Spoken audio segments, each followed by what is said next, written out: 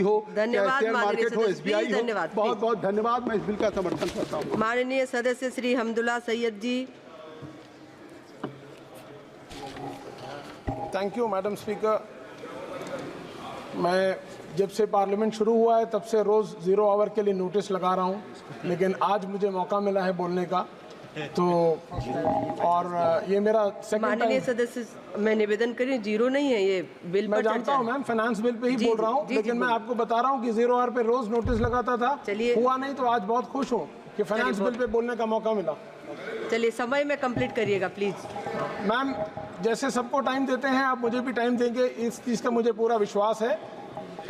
तो speaker ma'am, I would like to thank my party leader Shri Rahul Gandhi ji, the leader of opposition and my party Indian National Congress, for giving me an opportunity to speak in this august house on finance bill. This is my second term in the Lok Sabha. I would also like to thank the constituents who have elected me. I represent Lakshadweep parliamentary constituency.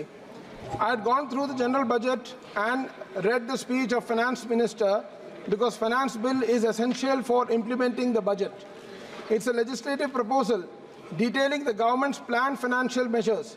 It encompasses the government's fiscal policies, taxation, expenditure, borrowing for the financial year. Article 110 of the Constitution of India classifies it as a money bill, and it is designed to achieve macroeconomic stability, promote growth, and ensure equitable distribution of resources. Madam Speaker, when we talk about taxation, there are two kinds of taxation. One is the direct taxes, the other one is the indirect taxes. In the direct taxes, the income tax, the house tax, the property tax, the gift tax, all of that comes under direct tax, which is directly taken from the individual or the citizen of this country. Indirect taxes are all taxes which don't fall under direct taxes. Now, as far as the direct taxes are concerned, if we look into the individual bracket of the citizens, from 0 to 3 lakhs, there is no taxation. 3 to 7 lakhs, there is 5%. 7 to 10 lakhs, there is 10%. 10 to 12 lakhs, there is 15%. And 12 to 15 lakhs, 20%. And 15 lakhs and above, the taxation is 30%. So, if we look at the revenue generated out of individual capacity taxation by the government, it is more than that of the corporate taxes. In fact, we were talking about the common man. Giving solace to the common man should be the motto of any government, and the present government has given more leverage to corporates and given corporate relaxation for corporate taxes. I would urge and request the government that look into it and ensure that every citizen of this country gets the individual tax bracket that is being given. That should be taken into account at the time of formulating the budget or formulating the finance bill. Madam Speaker, with regard to the generation of revenue, as I mentioned, out of income tax is more than that of corporate tax. So therefore, there should be a relook on this. The government should have a relook on this. Indexation has been completely removed. Indexation will affect individuals because this is going to be a big problem for every individual citizen. Indexation was provided earlier, now it has been removed. As far as short-term capital gain tax, that has been increased from 15 to 20%. That should be relooked. Long-term capital gain, again, the tax has been increased from 10 to 12.5%. That should also be relooked, and it should be, withdrawn. That is my suggestion. Also, ma'am, I would like to speak about the health and life insurance. As far as India is concerned, India has a huge population of 140 crore, and out of this population, nearly 60% of the population has taken health insurance or life insurance. You have increased the GST on health and life insurance. This is a burden on common man's pocket. The government should think on that and try to reverse this by reducing the GST on health and life insurance. Ma'am, because I come from Lakshadweep, there is only one member of parliament. I would also like to put and highlight a few issues which are directly pertaining to my constituency. Madam, in the budget, the budget has been formulated by the finance minister and the government, and there are 9 priorities. The budget has given 9 priorities for a Viksit Bharat. What are the priorities? Productivity and resilience in agriculture. This is the first point as far as budget is concerned. That is the priority of the government for a Viksit Bharat. Ma'am, in Lakshadweep, the agriculture department has been wound up. It has been completely closed down. The staff of agriculture department has been attached to some other department. Similarly, animal husbandry department, that has been closed down. The staff which has been attached to an animal husbandry has been deployed and attached to some other department. In Lakshadweep, agriculture, the coconut, our coconut is 100% organic. We don't require certification. We already have an organic certification, and it is 100%. Ma'am, this is only 3 minutes. Complete. You should not be prejudiced sitting on the chair. You had given him 10 minutes. I have seen the watch. Please complete करिए. So, as far as agriculture is concerned, 100% organic coconut is being produced without any chemicals, fertilizers, or pesticides. So, in that case, the coconut which has been produced earlier when the UPA government was in power, NAFED used to purchase that and help the farmers in giving them a good price. But today, agriculture department itself has been, that has been bound up. So I feel that this is totally contradictory to your first priority of budget, which talks about productivity and resilience in agriculture. Similarly, fisheries department, we had the best tuna canning factory in Lakshadweep. It was processed, it was canned, and it was it was exported. Now that has been completely wound up on the pretext that it is a loss-making unit. If it is a loss-making unit, for so many years, for so many decades, how did it work? All of a sudden, it has become a loss-making unit. So the government should take note of this and should ensure that the tuna canning factory is restarted. Similarly, ma'am, the most burning issue of Lakshadweep today is the land issue. Ever since Lakshadweep became a union territory under States Reorganization Act of 1956, Lakshadweep has been regulated. The land issues of Lakshadweep are regulated as per LRT, Land Revenue and Tenancy Act of 1965, and subsequent rules which were notified in 1968. So based on these rules and laws, the land is regulated in Lakshadweep. Today, on the pretext of development, the Lakshadweep administration is acquiring land without giving any proper notice, without taking the consent of the landowners, without giving compensation to the landowners. Any development which has to be done in a particular area has to be in consonance and in consent and with the concurrence of the local people. Without the consent of the local people, there should not be any development. Development is for the people.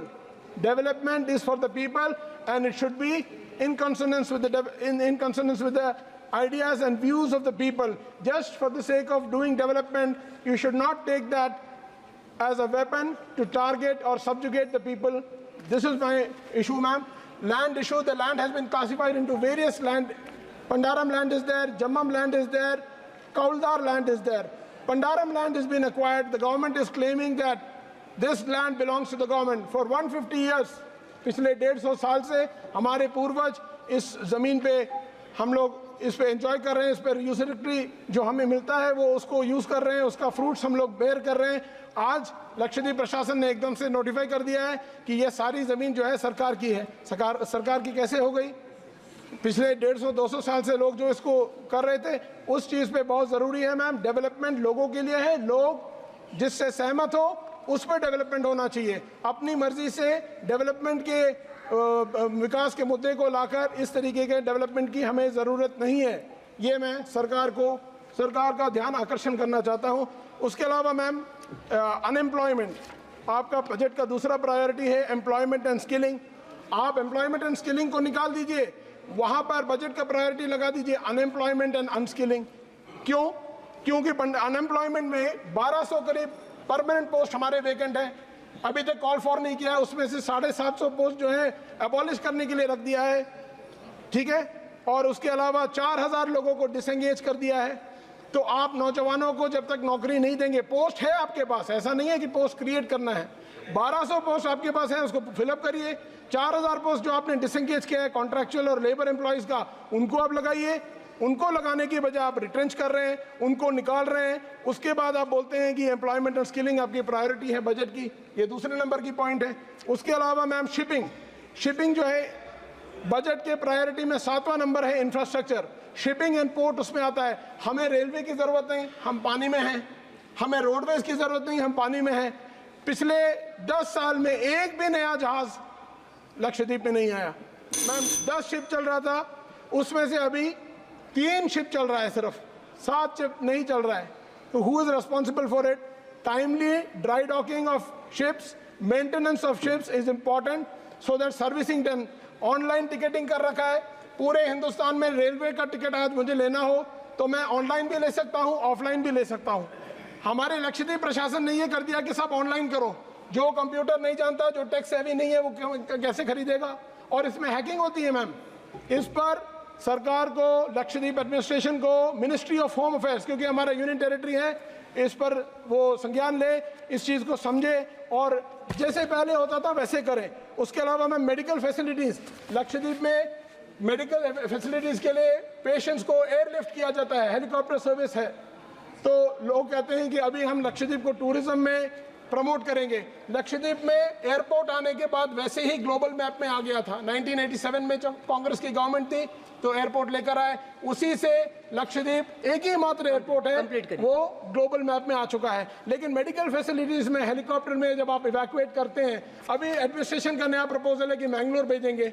हमारे सारे patients health insurance लेते हैं कोचिन में, कैलिकट में, और मैं बेंगलुरु के खिलाफ नहीं हूँ, मैंगलोर से भी हमारा बहुत पुराना रिश्ता है, लेकिन वहाँ पर हेल्थ फैसिलिटीज़ के माध्यम से हमारे लोग ज़्यादा हेल्थ इंश्योरेंस और लाइफ इंश्योरेंस उन्होंने यहाँ लिया हुआ है। तो एयरलिफ्ट हेलीकॉप्टर यहाँ लेके आता है तो आप वहाँ लेके जा रहे हैं, उल्टा काम कर रहे हैं परेशान करने के लिए। 5 लाख का हेल्थ इंश्योरेंस मिलता था, उसको ख़त्म कर दिया, ठीक है। उसके अलावा आपने जीएसटी जो है हेल्थ इंश्योरेंस, लाइफ इंश्योरेंस में बढ़ा ही दिया। मैम 2 मिनट, खत्म कर रहा हूँ, 2 मिनट नहीं, आपका समय मैम 2 मिनट मैम, आप देखिए मैम, आपका संरक्षण चाहिए, आप कर लीजिए। You are sitting on the speaker chair, please ma'am. 1 minute में कर लीजिए मैम, 2 मिनट लूंगा मैं। तो पोर्ट में मैम, आंध्रोत में एक भी ब्रेक वाटर, 5 मिनट्स, आंध्रोत में ma'am 3rd phase breakwater का प्रपोजल था, उसको जल्द से जल्द इनिशिएट किया जाए। पिछले 10 साल में एक भी टेट्रापोर्ट, एक भी पत्थर हार्बर डिपार्टमेंट का नहीं लगा। कल्पेनी में लोग शिप में उतरने के बाद बोट से जेट्टी में मैट लगाने के बाद कूदते हैं, क्यों? पिछले 10 साल में एक भी पत्थर या एक भी बोल्डर या टेट्रापोर्ट नहीं लगा हार्बर वर्क। क्यों नहीं लगा? ये तो वही जाने, उनसे पूछते हैं तो वो कहते हैं कि ऐसा है। मैम CRZ रिलैक्सेशन की बात है, कोस्टल रेगुलेटरी जोन, सी इरोजन और बीच इरोजन की वजह से मिट्टी समुद्र में चला जाता है, तो बीच इरोजन और सी इरोजन होता है। तो बीच इरोजन और सी इरोजन की वजह से जो दिक्कत आती है, उसमें CRZ कोस्टल रेगुलेटरी जोन को रिलैक्स करने की बजाय ये बोलते हैं कि आपका जो है घर बना हुआ है या आपका जो शेड बना हुआ है वो किनारे पे है, तो ये CRZ को वायलेट करता है। क्यों वायलेट करता है? बिकॉज ये सी इरोजन और बीच इरोजन ये मैन मेड नहीं है, ये गॉड मेड है। तो इसके लिए पोर्ट में और ये किनारे पे आपको ये पोर्ट्स हार्बर डिपार्टमेंट को लगाने की जरूरत थी, किया नहीं। मैम 2 पॉइंट और है, मैं ख़त्म कर रहा हूँ। और मैम सबसे इम्पॉर्टेंट चीज़ जो है, सबसे इम्पॉर्टेंट जो है वो है हमारी लक्षद्वीप एडमिनिस्ट्रेशन के एम्प्लॉयज़ को MACP अभी तक अवार्ड नहीं किया, इसको अवार्ड किया जाए जल्द से जल्द। क्यों नहीं अवार्ड कर रहे? और ग्रेटिट्यूड एक्ट जो है 1972 के तहत आंगनवाड़ी वर्कर्स, हेल्पर्स और आशा वर्कर्स को पैसा नहीं दिया। पूरे इंडिया के अंदर इसको दिया जा रहा है, हमारे यहाँ इसको दिया नहीं जा रहा है। मैम इस पर एक सुप्रीम कोर्ट का एक जजमेंट है, ये सुप्रीम कोर्ट का anganwadi workers, helpers and ASHA workers are working all over India like a regular employ with meager honorarium. They are carrying out the survey with their area of duty and shall update the records regularly. Sir, ma'am, according to social health activists, ये Supreme Court का judgement है, appeal number नंबर 2017, Moneyban, Magnabai, Bharia and District Development Officer Dahod and others. The Honorable Supreme Court of India has, in its judgment dated 25th August 2022, has directed the state of Gujarat to extend the benefits of gratuity envisaged under the Payment of Gratuity Act 1972. इसलिए ma'am मैं अपनी बात को खत्म करता हूँ, finance bill pay बोलने के लिए खड़ा हूँ। I oppose this bill because this requires lot of relooking into the policies which have been formulated, which is anti-people, anti-Lakshadweep, and anti the people of this country, and anti-poor. Thank you, ma'am. माननीय सदस्य Shri Ravindra Y